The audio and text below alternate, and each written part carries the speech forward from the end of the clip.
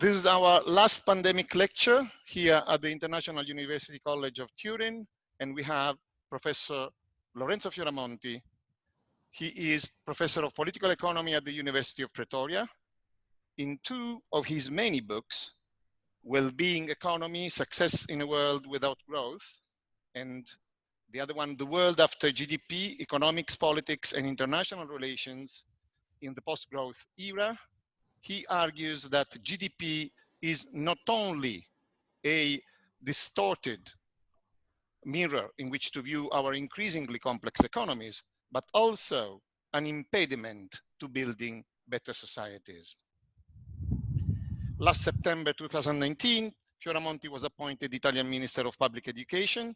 In November, he announced that Italy will be the first country in the world where the study of climate change and sustainable development will be mandatory for students.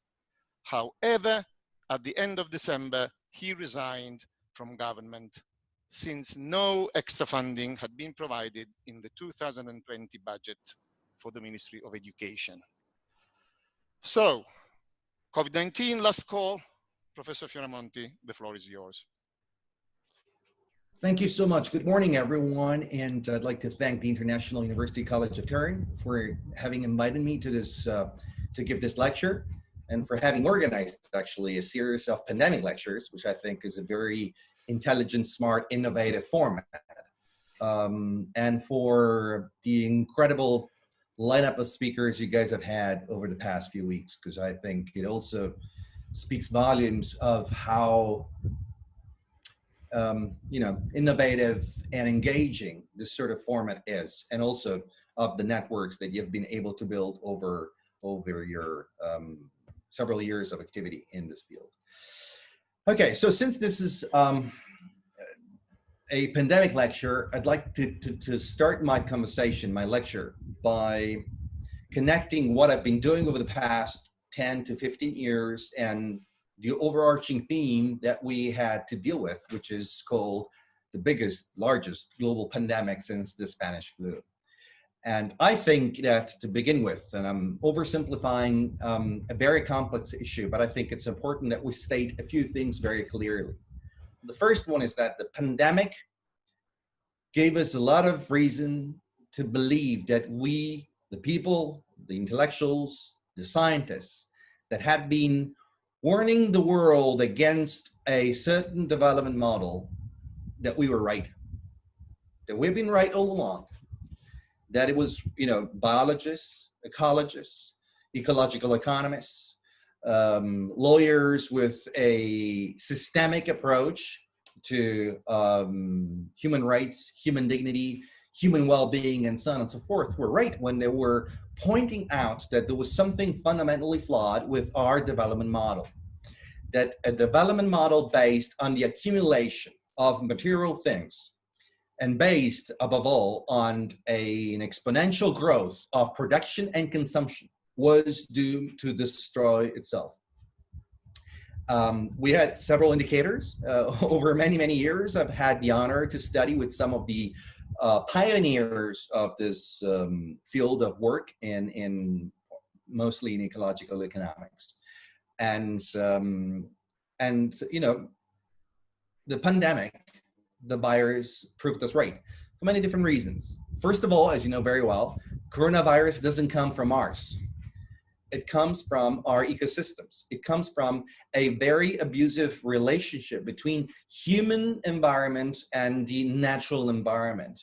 It's often these sorts of epidemics are triggered by our destruction of ancient ecosystems and establishing proximity with ecosystems that were never touched by human presence before, and allowing pathogens to make that spillover, the jump from the animal realm to the human realm, right? So we're learning something that many of us have been saying for a long period of time, and that is that society and the world, life, is a complex system.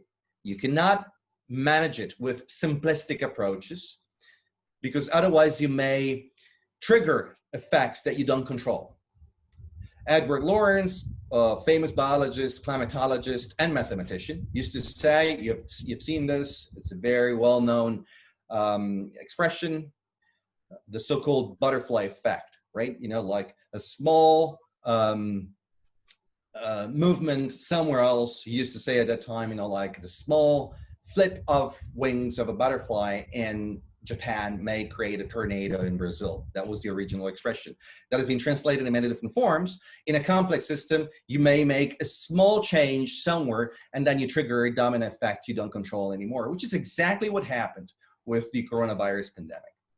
Now, why do I say this? Because this should give us a lot of stamina, courage to bring forth a new approach to economic and social development that cannot be anchored on the conventional notions that unfortunately we're still using nowadays, not only in academic research, but also in policy making.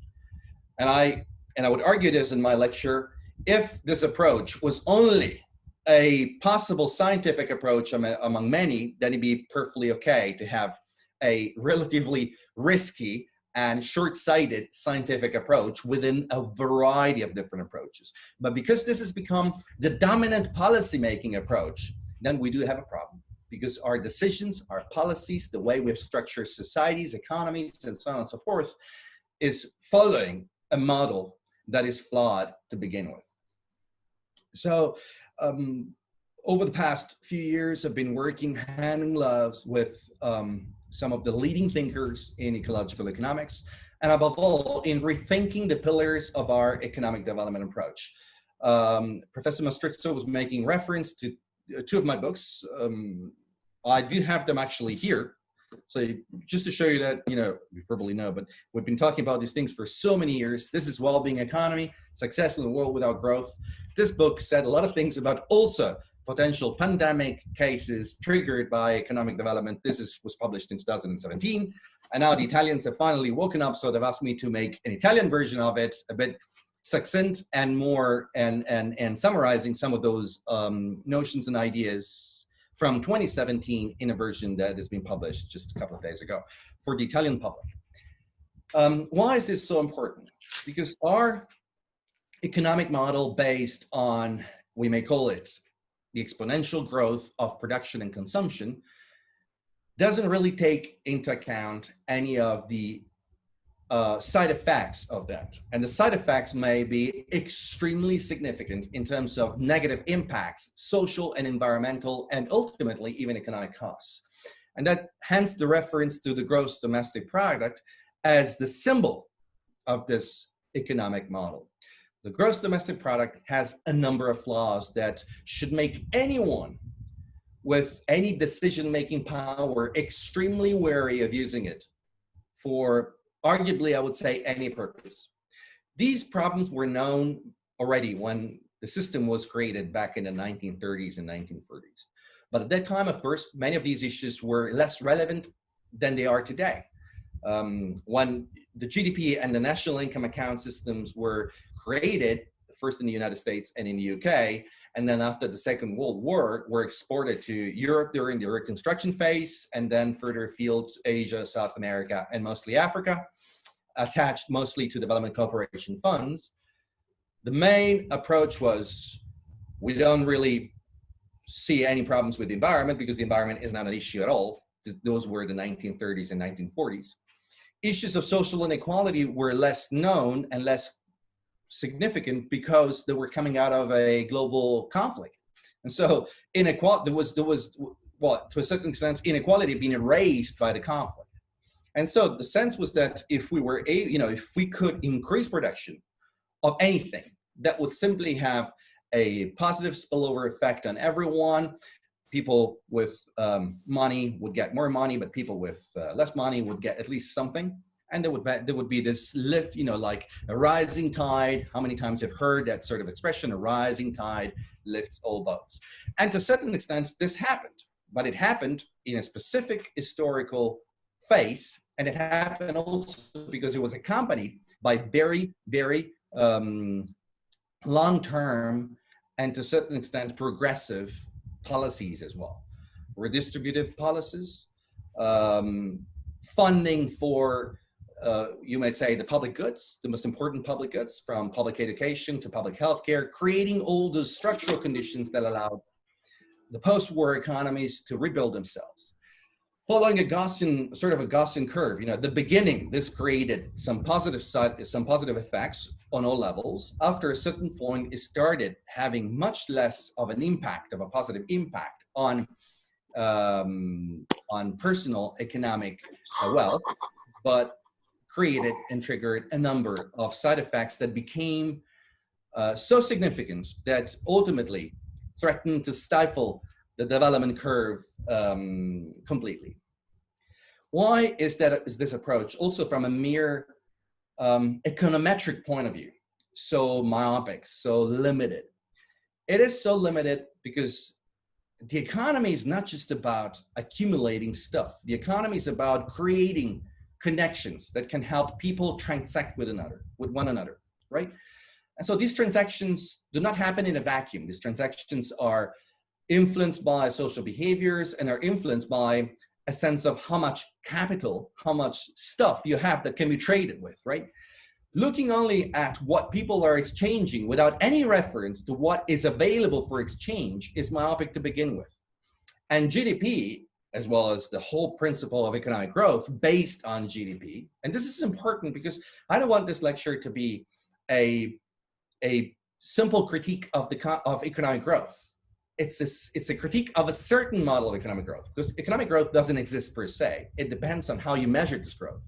If you measure it in a way that includes social and ecological capital and the flows that come from that capital, then your economic growth model changes. If you only measure it in terms of financial and economic transactions considered in very strict terms, in very narrow terms, then you have a different model of economic growth. So let's always remember this. Economic growth doesn't exist per se. It depends on how you measure it and how you structure it. We have created a certain model of economic growth. This model is extremely myopic and short-sighted because it doesn't take into account the classical difference between capital and flows. You can transact, you can exchange for as long as you've got something to exchange. If you erode capital in a process of continuous exchange without even considering how to replenish that capital, you may run out of anything to base the economy upon. And what are the most important capitals that define a modern economy? They're not only the financial capital that we usually associate with economic growth, or more and more, and we all know this by now, perhaps it wasn't as known back in the 1930s and 40s, but now research has made it clear that are mostly two other forms of capital. Natural capital on the one hand, we cannot do without ecosystems, without natural resources, without the things that are around us. We cannot do without social connections, social capital. If we do not create conditions where people trust one another, people believe in the system, believe in the possibility of being together, and on this exchange delivering a better life for everyone, then you would have a collapse of social connections, and as a consequence, a collapse of the economy. And you may argue, for instance, that 2008 was the most evident crisis of social capital, when people started suspecting one another, started considering any bank or any financial activity suspicious, the whole economy ground to halt, right? Because people started, you know, the entire system was based on what Donald Trump would call the flawed system, right? The system is flawed. It doesn't deliver a better horizon for everyone. This is very common these days also in the public debate in the United States, that the system is flawed and system rewards those that have wealth and doesn't allow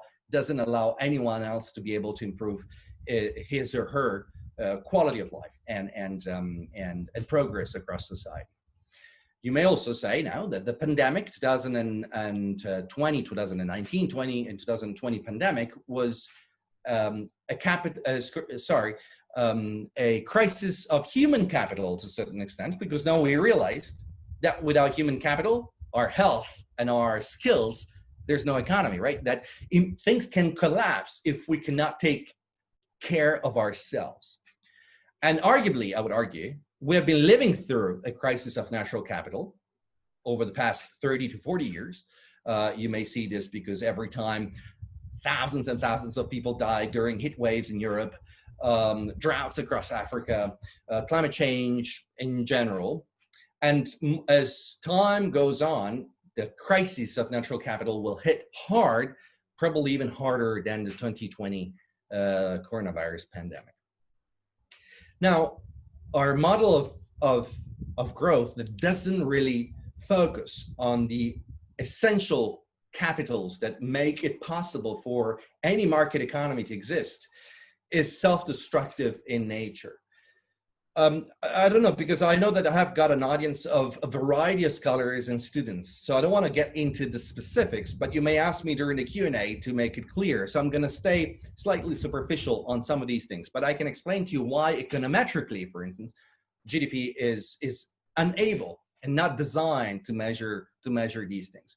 But another interesting element that has surfaced more recently of why this model of growth based on simple the quantity of exchanges rather than the quality, and no reference to the capital stocks that we do have, the stocks that we have and need to be nurtured in order to allow any flows, any transactions to exist, is also the one that has to do with technological advancement.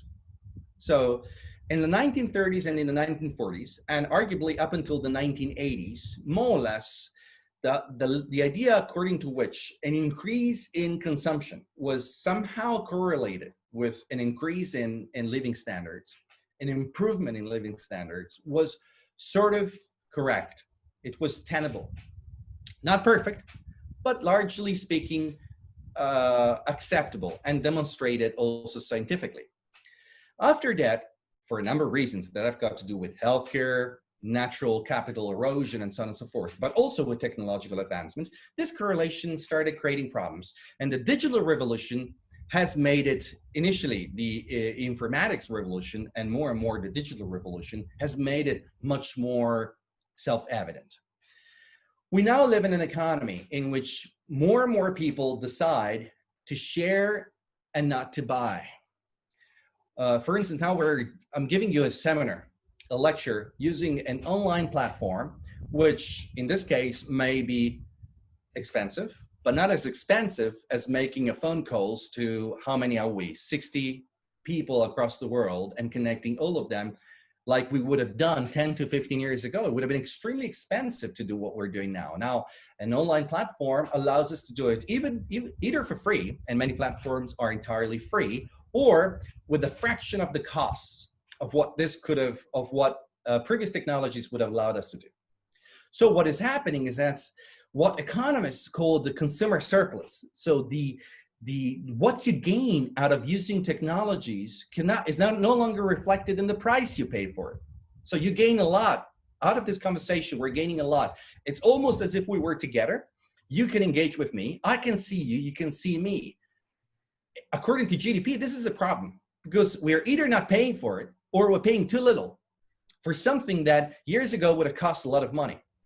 This can be extended to many other things. Think of maps these days. These days, who buys a map anymore? No one buys maps. No one buys encyclopedia anymore. I'm not against, sharing knowledge, but I think it's so much smarter to share knowledge for free on the internet and to be able to update that knowledge and to create these Creative Commons rather than having outdated encyclopedia in paper books in your home and seldom even look at it. But this is a problem for GDP because we're getting information for free. We're not paying for it anymore. So GDP is like a thermometer that somehow focuses on progress and growth only when someone buys something and never ever considers the possibility of free exchange. And now we see, this has always been the case, okay? Those of us that have studied how the commons, for instance, were managed in the past will know very well that humans have always exchanged a lot of things for free, okay, outside the market, and keep doing so at many levels. Some societies more than others. But GDP tends to standardize this and to push societies by policymaking to go from free exchanges to paid exchanges, from non-market exchanges to market exchanges, right? In order to be able to generate growth that can be counted. Technology poses a big problem to that. GDP was happier when we would need to go to phone booth to make a phone call to each other. It's not happy when we use an online platform or when we send each other a WhatsApp message. That's a big problem because that communication cannot be counted within the market system. Doesn't have a price and it doesn't appear. This is why Robert Solow, the Nobel Prize winner, in the early 90s famously said that the informatics revolution was visible everywhere except in economic statistics, right? Because the economic statistics were so obsolete and anachronistic that we weren't able to capture the value generated by that technological advancement because they were still looking at it, looking at the economy with the lens of the past. And if you think about the incredible radical transformations we're witnessing these days from car sharing, you know, why do I need to buy a car? If I can get it to use it and I can go where I want to go without having one, that's a major problem for this model of growth. Not only because, of course, automotive companies have a concrete, real problem, but also because all the value generated that is not material, that is not market-based, doesn't get computed, doesn't get counted. And this is a major drawbacks in an economy that wants to become sustainable and on par with the 21st century's goals and principles. So we do have major social reasons why this model of growth is a problem. And it's based on an assumption which is flawed. And that is that more people consume, the better their quality of life. Also, because we've seen, and Simon Kuznets has been, you know, those of you that have studied economic history will have come across a person called Simon Kuznets. He's been one of the most famous economists of the 21st century, a Keynesian economist, okay? So coming from a very different school of thought from the more conventional neoclassical or neoliberal approach. And he was one of the people that contributed the most to the creation of the national income accounts, and so the invention of GDP and so on and so forth. And he was one of the first people to say that we have to be cautious when looking at the way in which we measure economic transactions and simply assume that growing economic transactions are as synonymous with better living standards. First of all, he argued that, you know, it's more the quality of those transactions than the quantity of those transactions that matters. I can give you a very simple example. Okay, let's take two countries, and I make reference in my books about those countries. Sorry, I'm seeing some comments, but I'm going to take the comments later. I hope they're not for me because it's a bit complicated to see all of them. You didn't get the name. Simon Kuznets. Simon Kuznets. You can find him. Nobel Prize winner. I think he won the Nobel Prize for his studies of inequality and his contribution to the national income accounts in 1983, 84. I stand to be corrected. I'm an economic historian, but I don't remember exactly all the little details about everything. Exactly, Jan. That's correct. So I was saying, let's take two examples. Okay, two countries that I think are very indicative of the contradiction behind our model of economic growth and how we measure. The United States. Okay, the United States, according to conventional GDP metrics, is the largest economy in the world. We're not getting into whether Chinese economy is bigger or not. That's a discussion we may have on the side, but I think let's take it at face value that the US is the largest economy in the world. And by definition, it's also the superpower.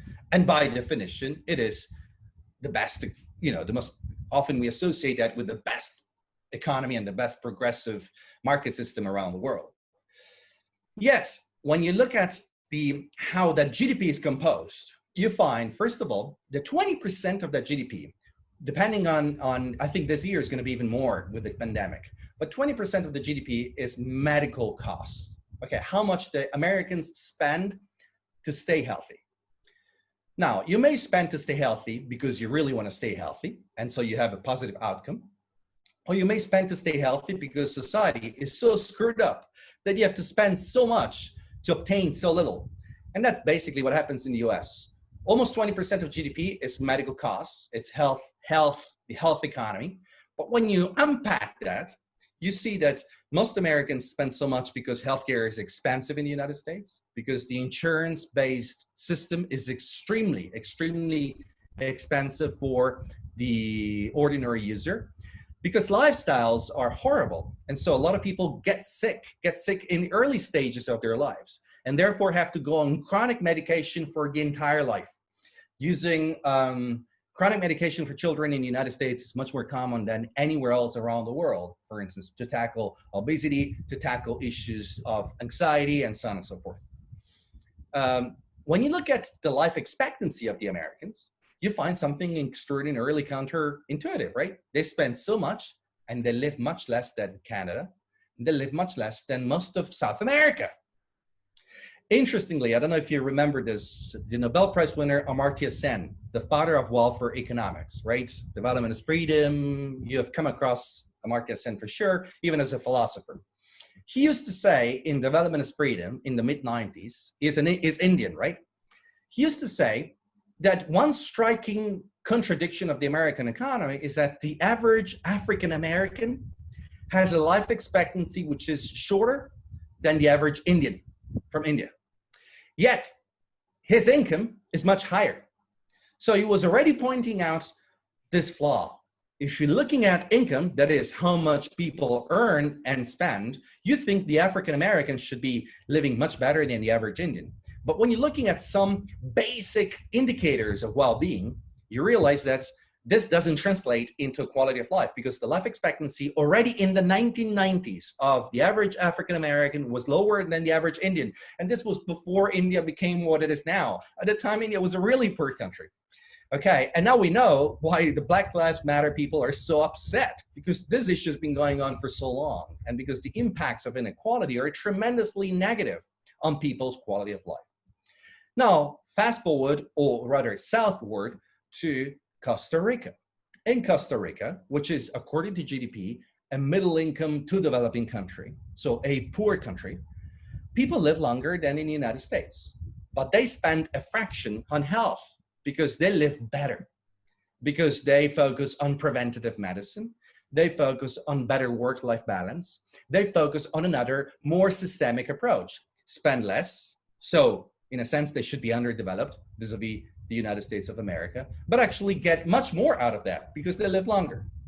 And this is a problem for GDP, because it disconnects the conventional assumption that the more you spend, the better you are. Back to the United States, something we all know. America is the country that spends the highest amount on military equipment, right? That's, I think, roughly speaking, 15 to 16% of its GDP. It's military stuff. Costa Rica has banned the army. Costa Rica in 1948 disbanded the army. Doesn't have an army. It's the only country around the world that doesn't have an army.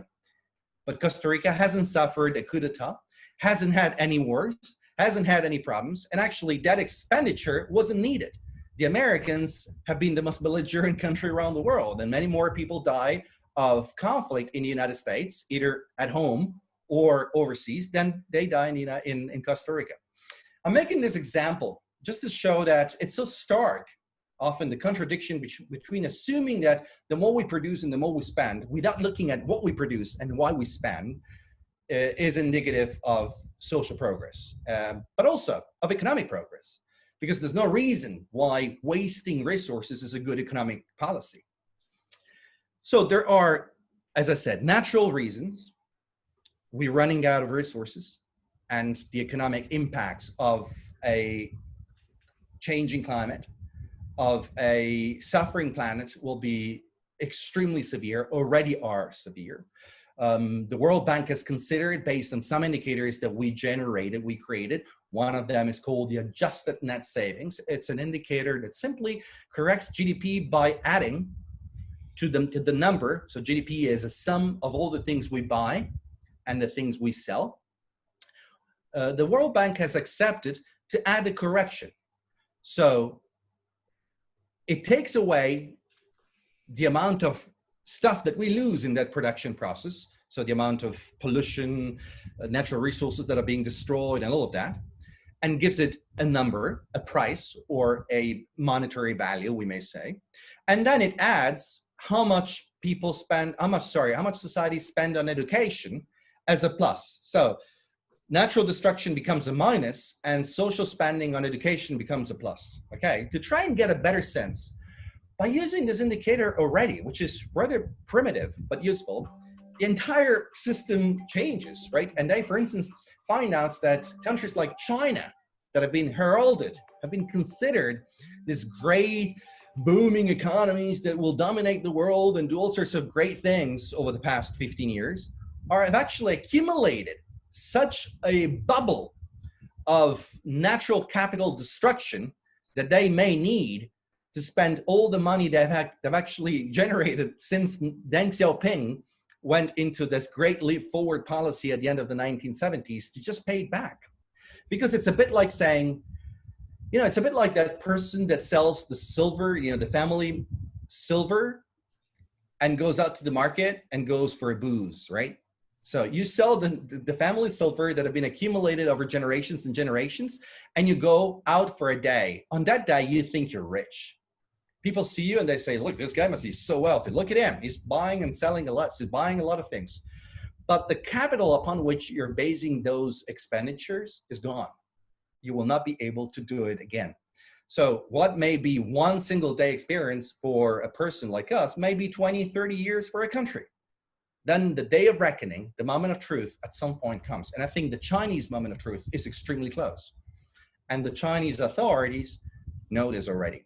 And they're trying one way or another to come, to try and find solutions to this. Natural reasons, social reasons. I think the Black Lives Matter impacts is so incredible. I mean, how do you justify that the richest country around the world is also the one that has the most significant inequalities? One main reason is that, and we have proven this, is that during this long phase of growth, at least since the 80s and 90s, the growth accumulated among a very few people, because the growth process, unless it's corrected by redistributive policies, tends to do exactly this, tends to generate inequalities, tends to be creating those conditions. And I think I'm looking at those of you that work on public goods and common goods. In a sharing economy, we all access natural resources together, okay? Think of Elinor Ostrom's typical example, okay? Or, of a water hole, right? In a system in which the peasants can share that, we all access it. It's much harder for someone to take profit of it and generate it at the expense of someone else. But that doesn't generate growth, because for as long as we share, we do not sell, there's no growth, because GDP doesn't count what is shared. It only starts ticking when people sell and buy. But when you sell and buy, you're generating boundaries. You're privatizing common resources in order to be able to extract value out of them. And in this process, some people are left out. Those that were accessing those resources for free are now left out. This is something that Simon Kuznets already identified in the 1950s when he said, be careful, in rapid growth expansion phases, you may find that inequalities rise. And then hopefully they will go down in the long term. He didn't have enough time to prove that, but it's still to be proven whether without specific redistributive policies that need to be extremely aggressive and often politically non-palatable, you may be able to do so. In conclusion, now we do have all the tools. We have indicators that correct GDP for the depletion of natural, social, and human capital. We have indicators that tell us what kind of value is really being created when there is a transaction, that take away the negative externalities and also count in the positive externalities of many different approaches. We have experiences around the world of countries that have done better than others by focusing on a more public good economy than a privatized GDP economy. We see that there are many different approaches to how we can manage natural resources. For instance, by increasing sharing opportunities rather than either nationalizing or privatizing a natural resource. And according to GDP, the way it is at present, unless you privatize a natural resource or you nationalize it, so you make it controlled by the state, and you sell access to it, it doesn't count for growth. Okay, it doesn't count for the economy. It doesn't get measured. But we see examples of countries that have started moving in that direction. So this is a very powerful set of examples. We have the tools, we have the practices, and we have the time ticking. And the entire international community is telling us either by the SDGs, the Agenda 2030, the Paris Agreement and climate change, you name it, that we need a different economic model. Otherwise, we're going to go from one crisis, could be a social crisis, a confidence crisis, a healthcare crisis, a climate crisis, and so on and so forth. We're going to go from one crisis to another crisis. So it's no longer, and here's my conclusion, it's no longer a problem of being conscious of environmental needs. It's no longer a problem of being conscious of social needs. It's actually now a problem of being conscious of the resilience and sustainability of the economy per se. This economy is destroying itself. So any reasonable economist should be the first to say, Jesus Christ, for the sake of the economy, even if you don't care about the environment, even if you don't care about society, for the sake of the economy per se, we cannot afford to continue on this inconsistent and contradictory GDP growth path. We need a new growth model. We need a new development model, and we do have the technologies to be able to do so quickly and effectively. Thank you. Thank you, Lorenzo, for this very lively coronation of our pandemic lecture series. So Jan Toporowski for our first contribution. Okay, thank you very much, Lorenzo, for this very interesting, very nice presentation. I find myself in something of a quandary because I agree with you, but saying that I agree with you is not particularly interesting. I don't think doesn't particularly develop the discussion. I think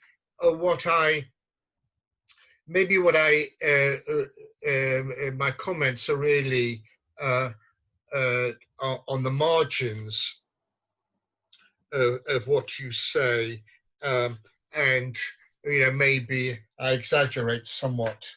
I may be exaggerating their importance. First of all, on the my comments are about the role and status of GDP. First of all, I would say that it's academics who use GDP.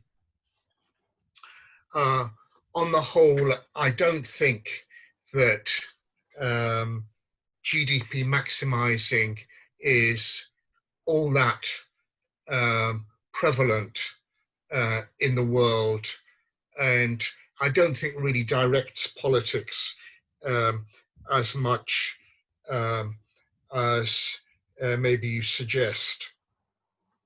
For example, policymakers are really more concerned about employment than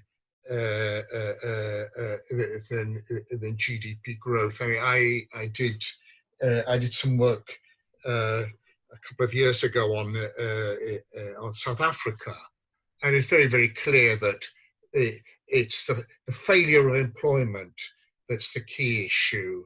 If you look at, for example, the targets of the Federal Reserve that the Federal Reserve has in the US, there are two targets. One is inflation, the obvious one for a central bank. The other one is employment, high levels of employment. This is, and I genuinely think that governments care much more, and rightly care about employment. And I think this is a key issue. The second sort of constituency, the second set of institutions that who might be interested in profit maximization and sometimes talk about about growth maximization is business. And even there in business, it's quite obvious that what they really care about is profit maximization. They're concerned about the distribution of income and how much a firm will get as profit, rather than necessarily economic growth. Economic growth is the outcome of what they think they're doing. Even in development economics, where obviously development models are crucial. Yes, it's become fashionable, I think, among development economists to put forward various growth models using GDP growth as the dependent variable. But if you look at what traditional development economics has been about, Deng Xiaoping and the Chinese government, who you mentioned, it's really what they were concerned about with was industrialization. Why? Because industrialization creates employment and creates and raises living standards. So this, by way of a preliminary remark. Second point is about natural and social capital. Yes, I think there is a lot of, this is the focus of much recent research. But actually, I think the key element in all of this is not so much natural and social capital, which are rather vague and slippery concepts, but institutions. Why? Because it's the institutions that are vital, because they define how we may regulate the destruction of the environment. Without appropriate institutions, for example, the Environmental Protection Agency in America and so on. Without institutions, we cannot protect the environment and we cannot grow social capital. So I think I would add to what you're saying by putting in institutions as the key feature. And I worry sometimes about the discussions that go into too much into natural and social capital without understanding the role of institutions in social capital and institutions in regulating the discussion. Regulating the and controlling what we do to the environment. A third element in this is, of course, the issue of employment, which you mentioned, and which I very much agree with you. But you can see that, for example, if you take the United States, you can see why institutions matter, because in the case of the recent epidemic, because you can see that on the one hand, there are states trying to do things within the limitations of their powers, and there's Trump trying to do something else limited by his power. And the outcome, which is the proliferation of COVID, is very much an institutional dynamic. Finally, I would just say I want to say something about perhaps in defense of GDP. Myself as an academic. The point about GDP, which Simon Kuznets showed very nicely, was that it shows the monetary flows in the economy. And for us monetary and financial economists, this is absolutely vital. And it's vital now because if, for example, you want to know the limitations of central bank financing of government expenditure, which has become a very, very hot topic in Europe and elsewhere, you need to understand GDP and the circulation of money in the economy. If you want to know what's wrong with the limitations of the view that is I see daily emerging amongst monetary economists, that all this expenditure is going to cause massive inflation. If you want to understand that, you really need to understand GDP, not as a social goal. On that, I completely agree with you, but GDP as a system of monetary circulation. So I'm my comment is that yes, we have to understand GDP. GDP, I agree with you entirely. GDP growth is not the end purpose of it all. Something else is the end purpose of it all.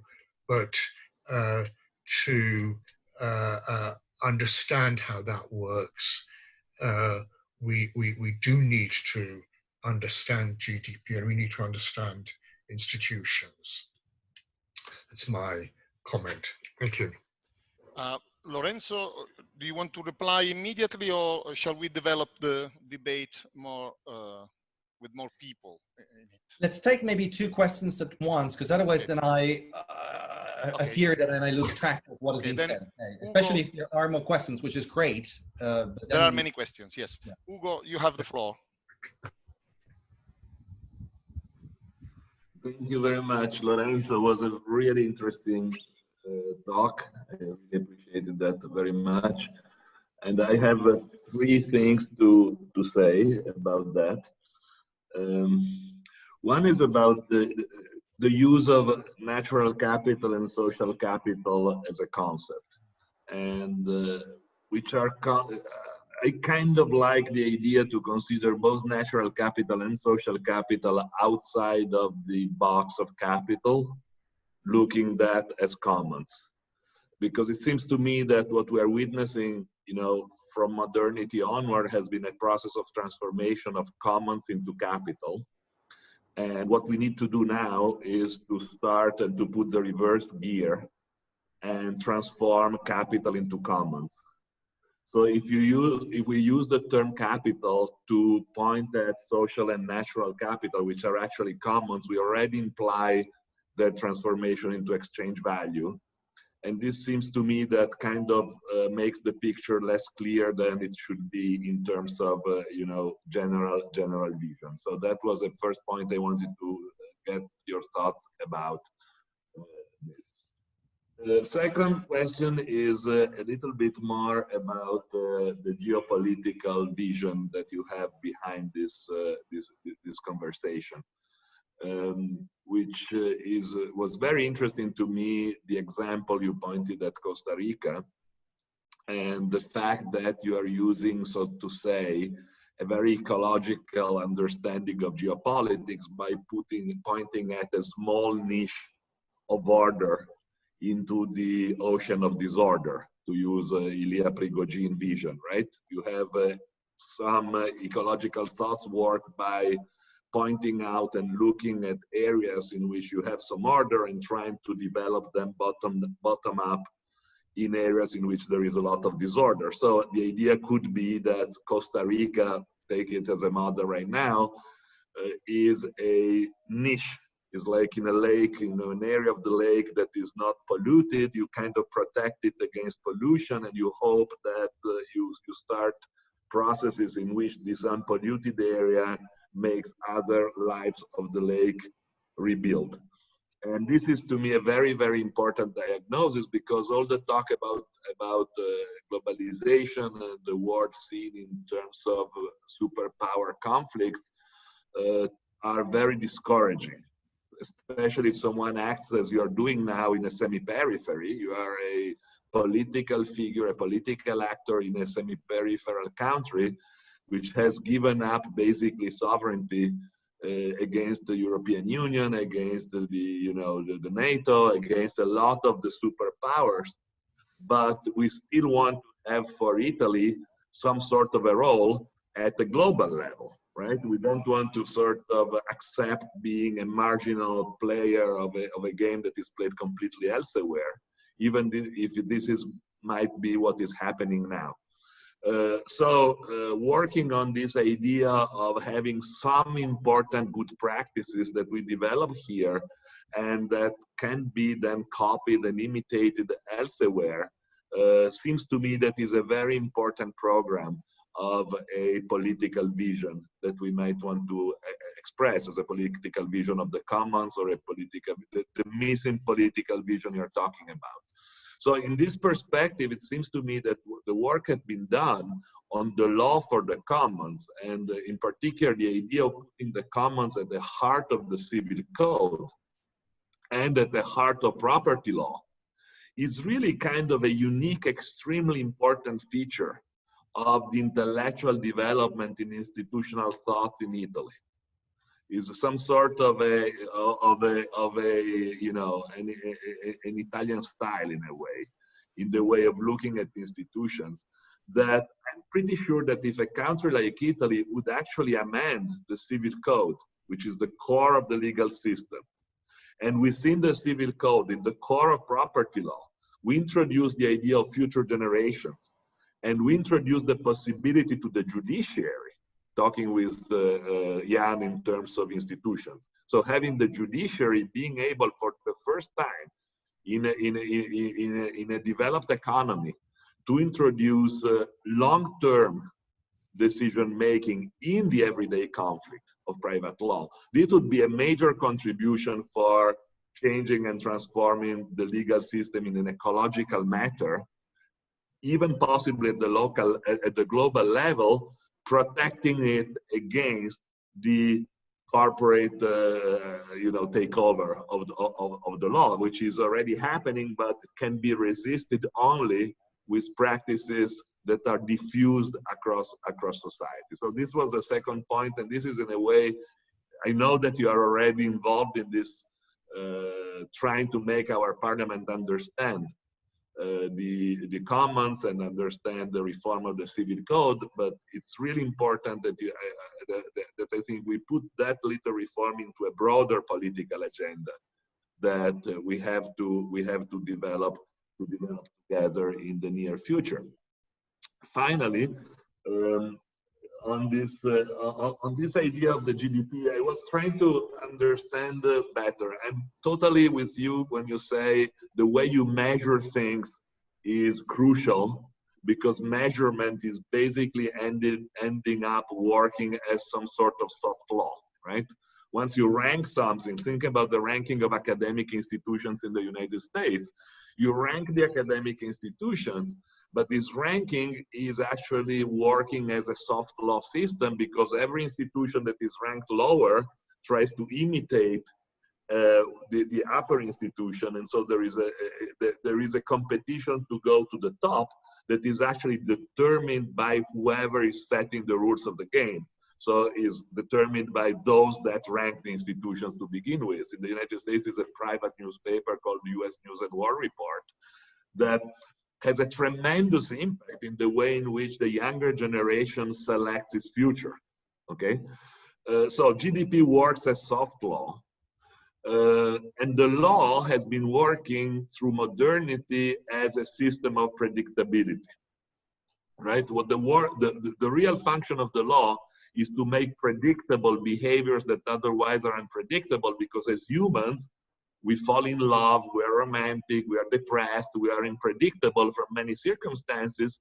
We need to create structure of prediction of our behavior, otherwise capital cannot accumulate. And this was the success of lawyers throughout modernity. Okay. Now this predictability today, and I go now to your discussion about China. This predictability today is shifting to the information technology. It's happening with big data and artificial intelligence outside of the law, outside even of soft law institutions like the GDP, and this getting pushed in this other new domain, which is predictability by social control and by social surveillance. So the prediction of what we do is not anymore some sort of an abstract model based on what should be, but is actually a very positive model that predicts my behavior because they know what I'm doing right now by controlling me this precise moment on the internet and capturing my data and my life all the time. And this is actually a big change to me in the overall intellectual understanding of the reality around us. And I think that I would like to get some thoughts of you about the relationship between the GDP. You said that the GDP doesn't get the platform economy transformation into it. I would say that even the law doesn't get that into it. And so we have to get that into the picture through developing some sort of ideas of the commons or something that allows us to understand what is going on out there. I'm done. Thank you so much. Thank you, Jan and Ugo. Lorenzo for the first reply. Thanks. Okay, so this is great. This is really beautiful. Early on, before we started this conversation, I was telling Ugo in Italian. And as a member of parliament, a former minister, I'm so happy that I still get to speak to normal people that have good ideas and are evidence-based, because often my days are spent with the most irrational exchanges, useless conversations. So it's really refreshing. I should be thanking you for giving me this opportunity. I thank both Jan and Ugo. I'm going to touch on some of the issues. I just jotted down some of the points. I'm completely with you, Jan. I think if GDP was to be confined to a tool which bankers use, among others, to monitor the state of flows, and if academics were to use that to write their papers, and then it didn't make it into the daily conversations of politicians, it didn't make it into this obsessive media frenzy on these concepts that are everywhere, it didn't make it on the way in which we even consider political acceptability, right? I mean, I want to give you a piece of information, but I know many political leaders of the world today, and I can tell you that GDP is in the back of their mind all the time, and often they copy each other's policies just because of that. Not even employment, just because of that. I can tell you in Italy, for instance, the early on phase of Donald Trump's term was seen by many people that are in government even now. I'm not going to make the names because you guys are recording, but I can tell you in private, as exemplary. Donald Trump was seen as exemplary, and when you ask them why, they will tell you, look at what he's doing to the economy. The economy is growing at 3 to 4%. Wow, I wish I could do that in Italy, or I wish I could do that in South Africa for that matter. Credit rating agencies, the credit rating agencies that influence our, interest rates on loans and international investments are heavily influenced by GDP forecast, GDP expectations, and GDP growth indications. And as a consequence, and this has been my experience all over the world, as a consequence, politicians follow, the GDP statistics on not even on a yearly basis, on a monthly basis. And the quarterly, remember GDP updates come every 3 months, right? So the publication of GDP data becomes like a ritual in an economy. I don't know if you know this. I mean, I write about it in my book, but do you know exactly how GDP data is published in the United States? Probably you do not. I can tell you, GDP data in the United States is published by the Department of Commerce. Don't ask me why. So it's not the economy component of it. It's the Commerce Department, because they were the ones that invented it in the 1930s and 40s. Then there is something called the Bureau of Economic Analysis within it. Before the release of the GDP statistics, the members of the council are inside a room which is locked. They are not allowed to get out. The information around GDP updates cannot filter out of the room. They have an internal bathroom. They cannot even see their families for the days before the final GDP data is released, because that will have a major impact on investment policies, on the stock exchange, and so on and so forth. When the GDP statistics, because of course every 3 months, the updates are quite sketchy, right? You know that it takes years before we actually find the real GDP information for that quarter. So they try to look at it and they improve it and they massage it and so on and so forth. After that, an envelope leaves that room and goes into the hands of the chairperson of the Council of Economic Advisors to the President of the United States. That envelope is sealed and only the chairman of the council is allowed to see it. And only after that, he can tell the president what is the GDP update for that quarter.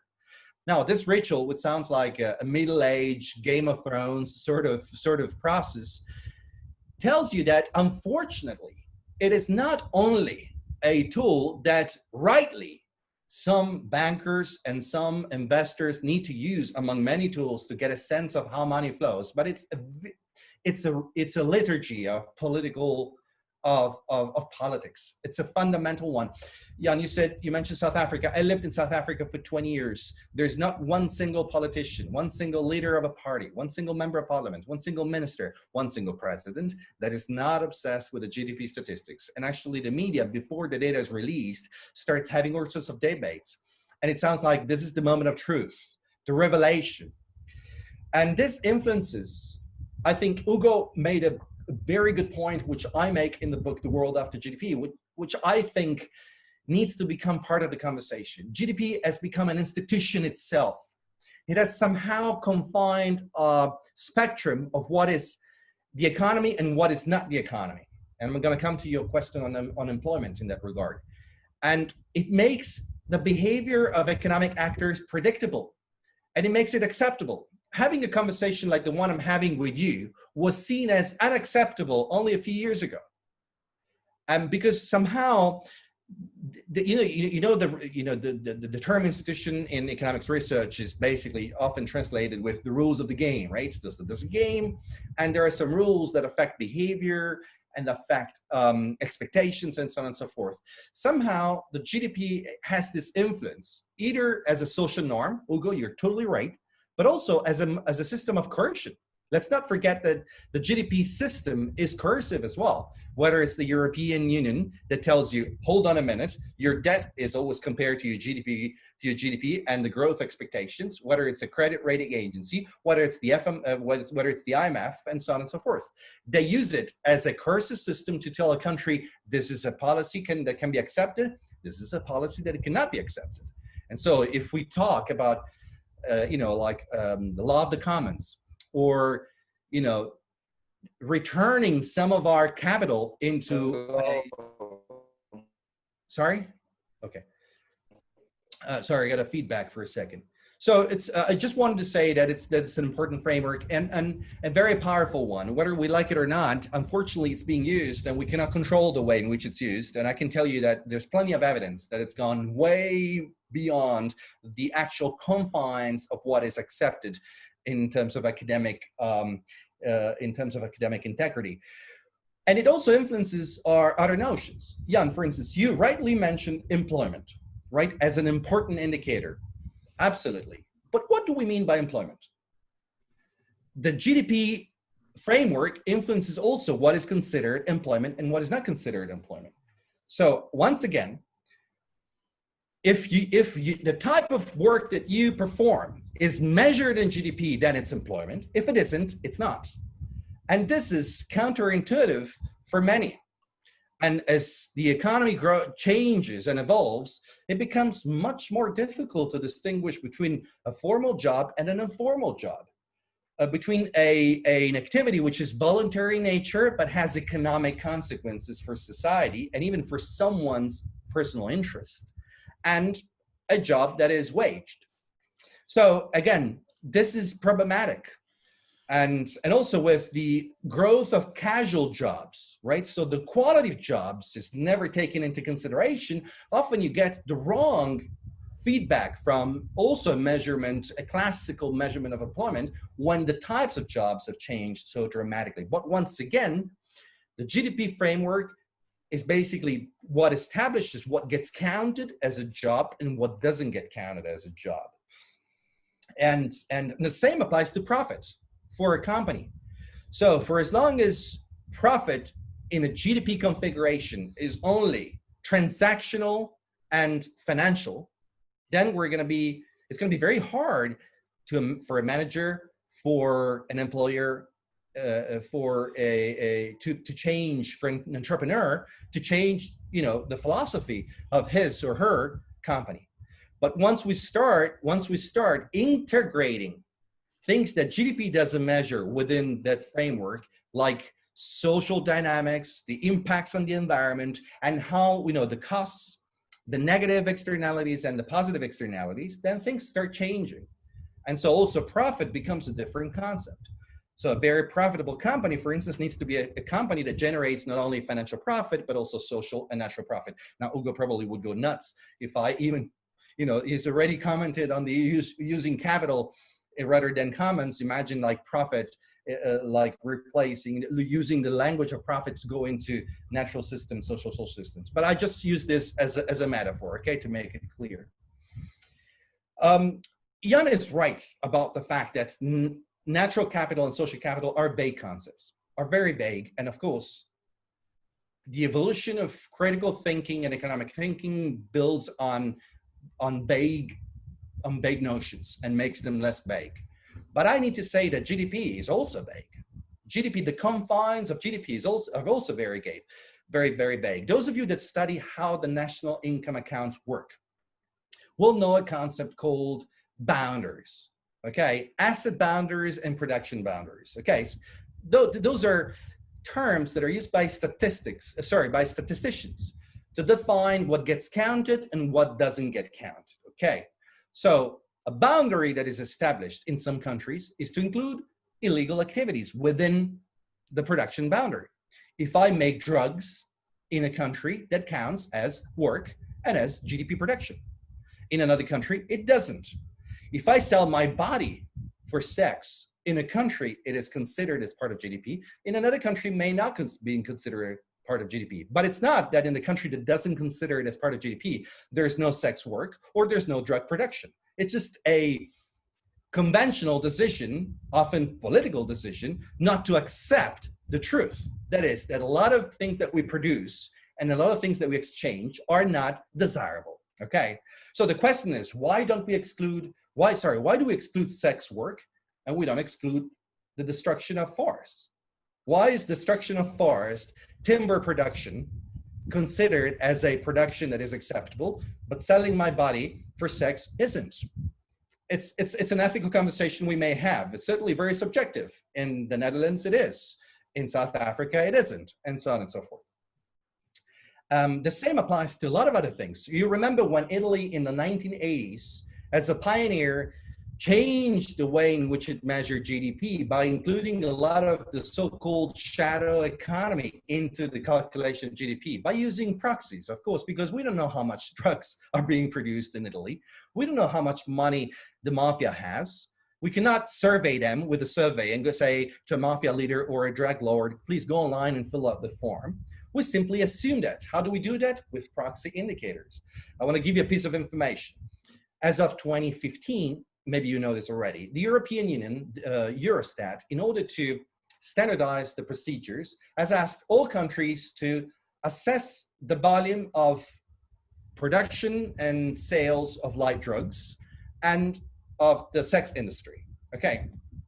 The Netherlands was already doing it. Some German states already did it. Italy wasn't doing it. Other countries were not doing it. But of course, you don't know how much money prostitutes make. You cannot simply survey them. So they use a proxy. And they use a proxy, for instance, based on the amount of street clubs that exist in an area. And according to the amount of strip clubs and the cost that's accessing the strip club guests, you can more or less gauge that there's a correlation between the quantity of strip clubs and the quantity of sex work that happens in that community, in that locality.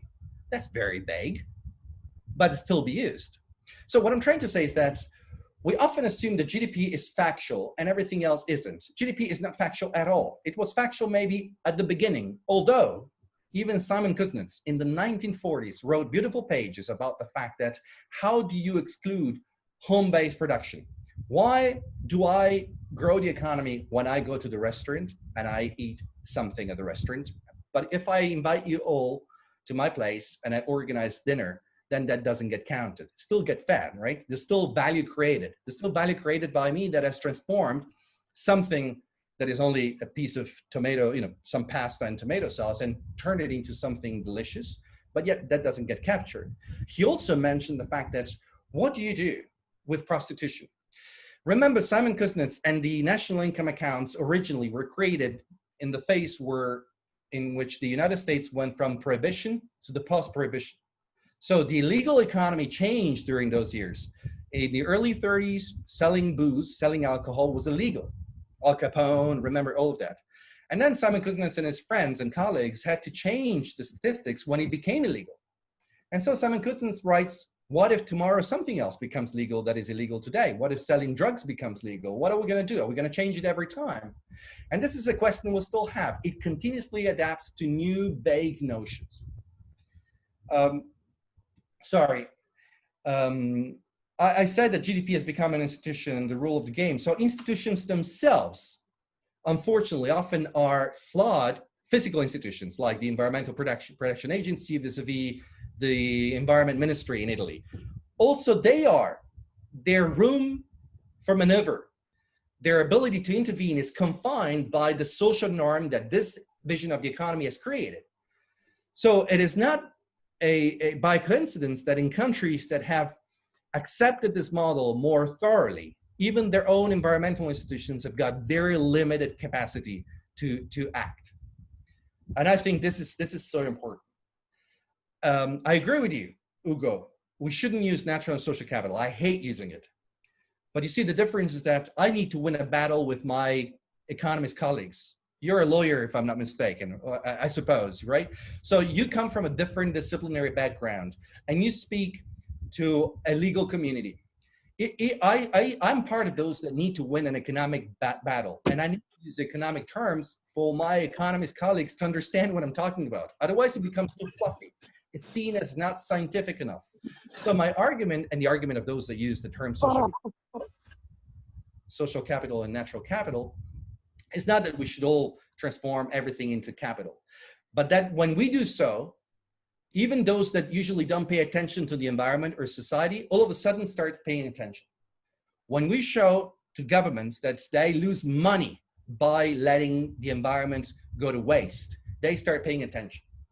So it's a language that somehow has a very strong impact.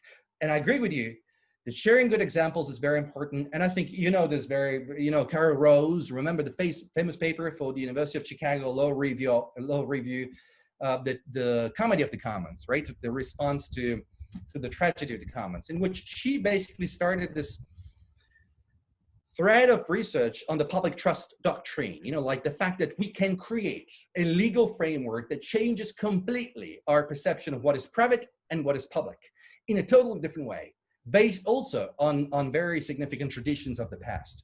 I have to say, if you're interested, a few years ago, I launched with some other colleagues a campaign called Claim the Sky. You can look at it, claimthesky.org.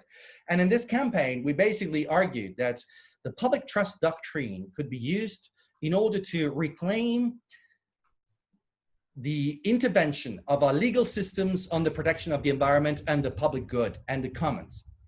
And some of the initiatives taken in the United States, in some states by the courts, and in the Netherlands, I think they made headlines a few years ago when states convicted their governments for failing to address climate change, was based on the same principle. So I think the public trust doctrine is a powerful legal weapon to try and make this language not only convincing, but also binding and biting.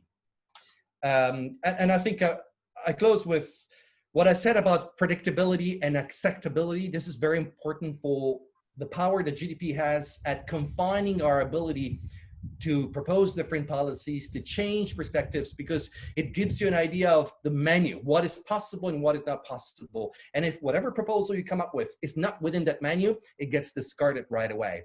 In a sense, that creates predictability because it influences behaviors and makes it possible for almost everyone to say that, you know, the sugar tax or the carbon tax or so on and so forth will be possibly opposed forever because it doesn't fit within the framework of GDP, and probably not even proposed because whoever wants to propose that will probably consider that it will not be accepted, hence will not try to ruin his own political career by proposing it. And I think with the algorithm economy and the artificial intelligence based on some of these preconceived notions and bias, I think we may actually move into a society which is going to be even more limiting, because the algorithms are based on preconceptions, just like GDP is, and other institutions for that matter.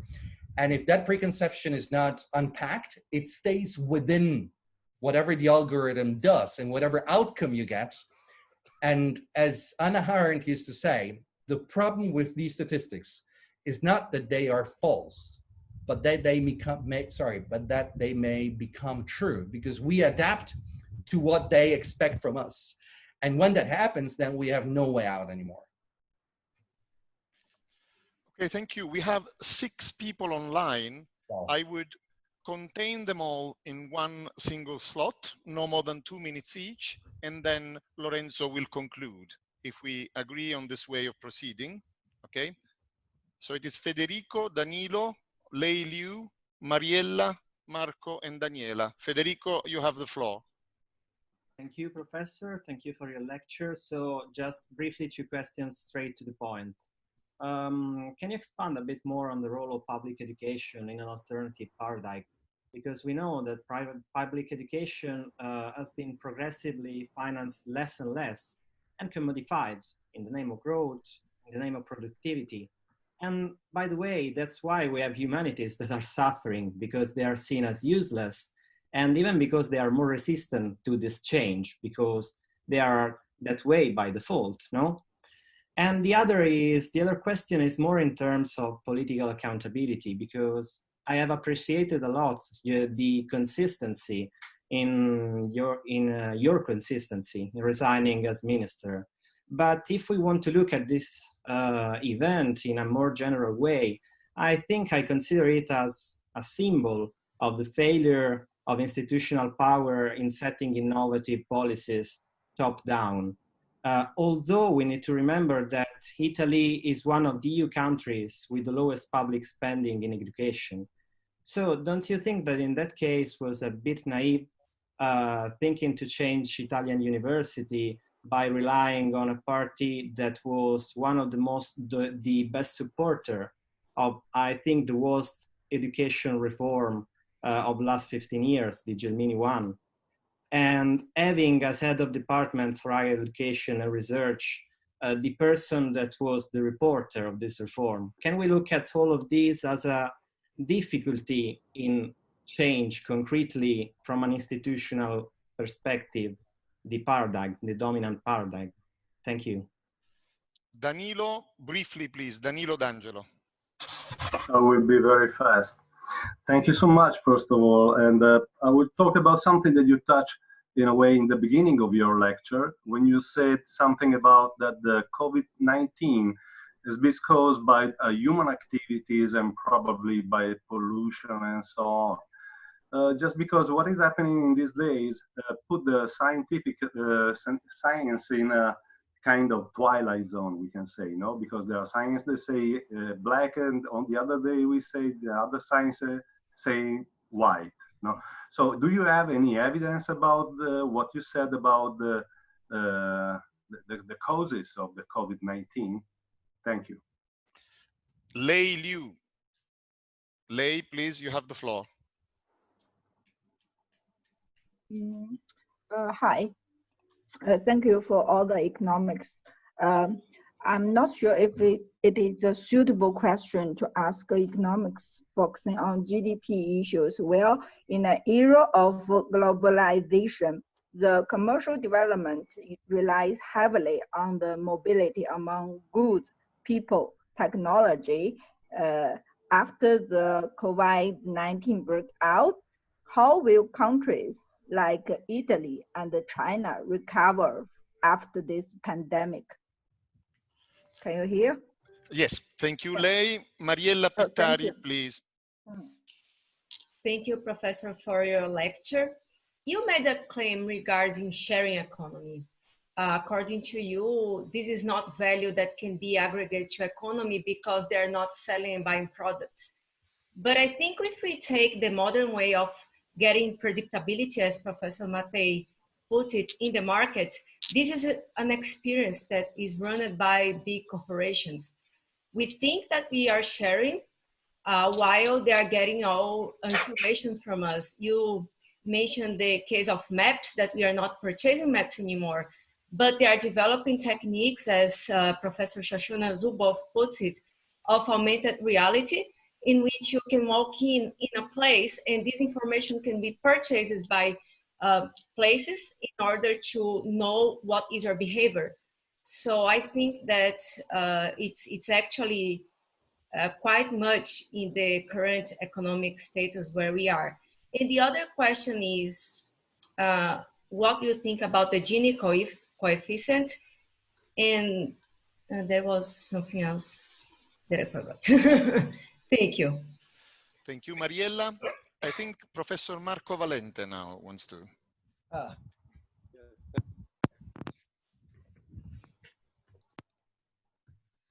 Unmute yourself, please.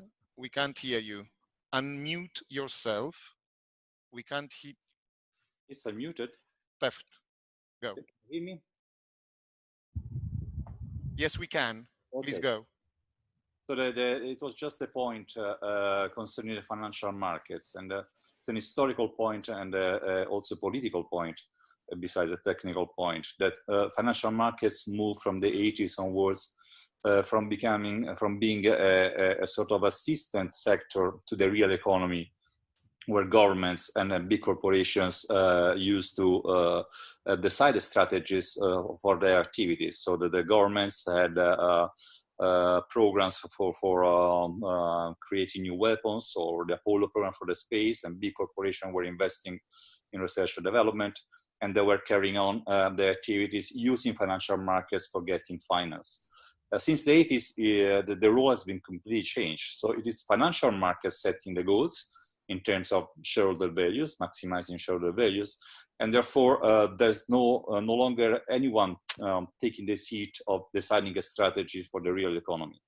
And this has changed everything. It's also becoming a stumbling block. For example, having the IBM, one of the most innovative firms in the world, to investing much more money in share buybacks rather than R&D, notwithstanding the company with the largest number of Nobel Prize winners within their labs. So my point is to consider that the need for restraining financial markets to return to their role of supplying credit and not on deciding the strategies for the real economy. Thank you. And last contribution by Daniela Carosio. Okay, thank you. Thank you very much. It was very, very interesting, your presentation, Lorenzo.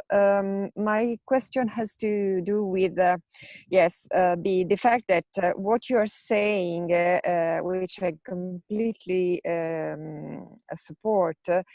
Also, I've seen that in financial markets, we have two different trends, the ESG integration and the investors' greater commitment towards ESG integration into their portfolio and to the investment process is giving us a little bit of hope. Anyway, I would like to understand, my question is, do you think that COVID-19 epidemics has brought a space for reform of the GDP measures I have the feeling that the ESG integration is growing. Whether this is genuine or is a window dressing effect, well, that has to be discussed. But anyway, do you think that there is room also in the public opinion and also in the practitioners for accepting a reform of the GDP and including the other very relevant capitals that you were mentioning in your presentation? Thank you. Thank you to all contributors. Plenty of questions. Our honorable friend Lorenzo now will try and reply. Thank you. Okay, very quickly, so that we try and stick to the time we had agreed upon. Federico, public education is incredibly important. Public education is incredibly important. And again, I want to stress this. My problem is not with GDP. As I said, if it was one of the many indicators that specialists use, it's fine. I would never question, you know, what doctors use to measure feet and to measure the size of organs and so on and so forth. You know, like we have so many different instruments. Unfortunately, it's the only one that has become so significantly politicized to influence everything else that we consider to be economical, right? Part of the economic. So what it's like a set of glasses, right? If my glasses do not recognize some colors and I wear them all the time, I'm not gonna see those colors. I'm not gonna see those jobs. I'm not gonna see the destruction. I'm not gonna see that value creation. There's a lot of research done on the care economy, for instance, the economy of taking care of each other, which has become so crucial these days. How important is the medical infrastructure in a society? The GDP only looks at it as how much money it produces. But that's so stupid, right? It is not, even from an economic point of view, the value created by medical infrastructure is so much more important. You cannot simply limit it to how much money it produces. That can apply better to me selling pens, you know? That's okay. If the value of this pen is the market value of this pen and the transactional value of this pen, to a certain extent, I don't think the pen will be upset. But when we limit our understanding of value to what GDP measures and what it doesn't, and then we assume it to take political decisions, that's a very big problem. So public education is so important because it changes our perspectives. And one reason why I wanted to introduce climate change and sustainable development as a mandatory subject in all schools, and we have done so, and Italy will be the first country in the world to do it, is exactly because we need to change our perspective on what matters and what doesn't, on how different things are connected to each other. And if we don't do it with kids, we're never going to be able to do it with adults successfully. I think, you know, you need to start early on. And you mentioned the humanities. The humanities are fundamental. You may even say, go as far as to say that the GDP mentality has permeated also how we attribute value to culture, which is a reason why human sciences have become so negligible, right? Because we do not value the impact that human sciences have on creating those conditions, social, cultural conditions that make it possible for a society to prosper.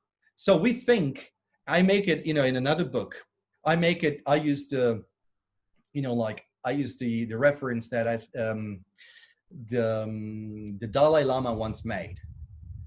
Between a banker and a teacher, who's more productive? Of course, if you use the GDP framework, the banker is more productive because he makes more money. But if you use a different framework, which includes the social impacts, the cultural impacts, and what that generates in people that then will have jobs and have families and so on and so forth, by far, a teacher is more productive. One reason why we don't invest in education is because we see education through the GDP lens, not through another lens. And so we look at it, and if we're lucky, we think, oh, you know, education is nice and it's important.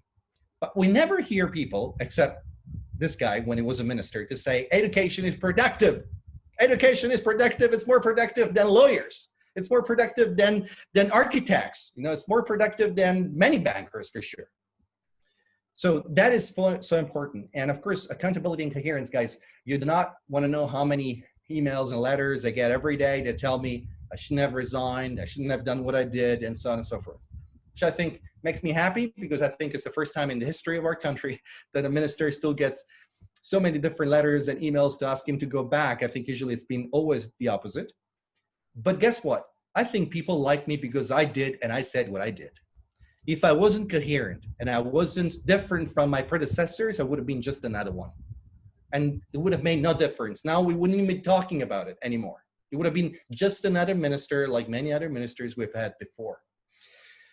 And you're totally right when you say institutions are limited. I've seen this as a minister. Speaking a post-GDP language in a GDP government is extremely hard. People don't take you seriously. Speaking a post-GDP language in a GDP institutional system is extremely hard. The parliament doesn't follow you. And then a minister cannot, and probably a president as well, can give messages, can give you a narrative, can give you a direction. But at the end of the day, laws require a collaborative effort. And when you make reference to the head of the Department of University and Research, which I hadn't appointed, it was appointed by the previous government and the previous minister that was member of another party, as you know very well, a center-right, actually a right party. It becomes very clear that the minister can set in motion a process. But if he's not coherent and if he's not strong, he will not be able to succeed because institutions have an inherent inertia that will often prevail. So let's not underestimate the power of coherence and the power of the message.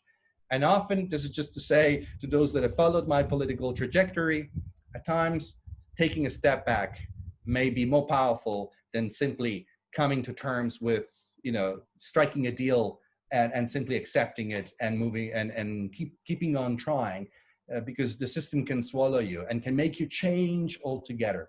Danilo, COVID-19 and its origins. I would recommend you read a book which has been recently republished in Italian called Spillover by Daniel Quammen, a best-selling book from a few years back that, of course, people don't take seriously. And he said it very clearly. Guys, beware. If you screw up the environment, if you go and destroy forests, and we have known this for so long, two things happen. You destroy a genetic warehouse, a genetic storage of possible vaccines, cures, and like medicines that you may need one day, and you don't even know you need them yet, but they may come in handy. And secondly, you alter an equilibrium. What happens when you alter an equilibrium? You set in motion something, and there may be a spillover effect. You know the concept of spillover, jumping from one thing to another. What happens exactly what happened with SARS, what happened with MERS, and what happened with COVID-19. We know from animals, it moved onto humans because humans went messing into something they shouldn't have gone, they shouldn't have messed with. So now whether we believe in conspiracies about labs and so on and so forth, that doesn't matter.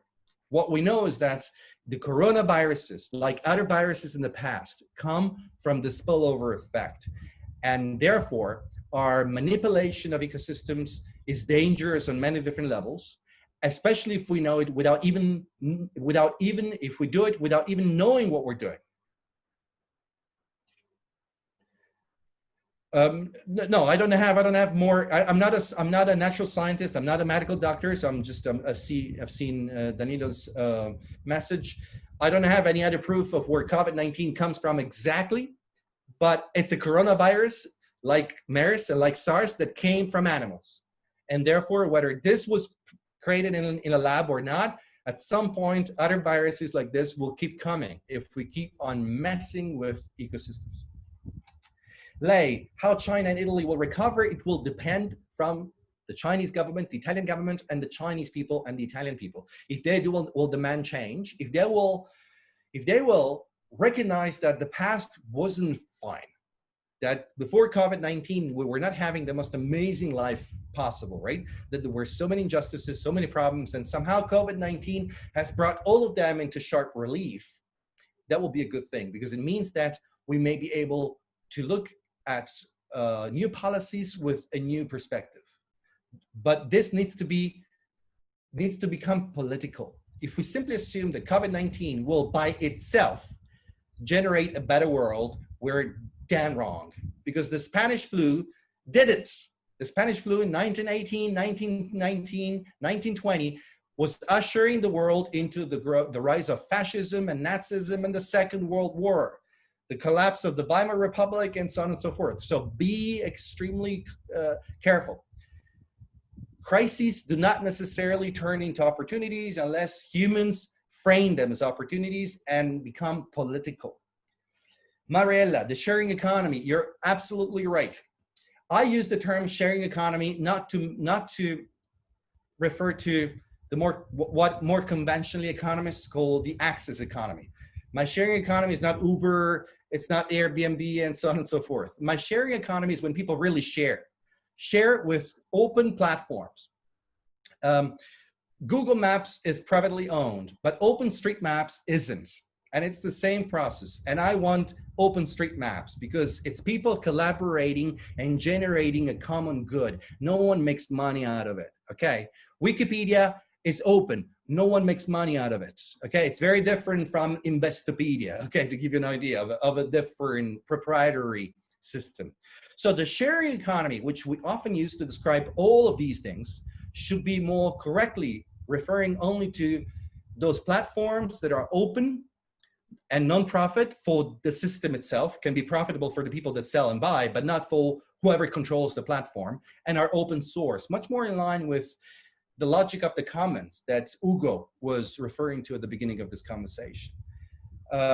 Otherwise, big corporations may very well turn this into a new form of predatory capitalism, for sure.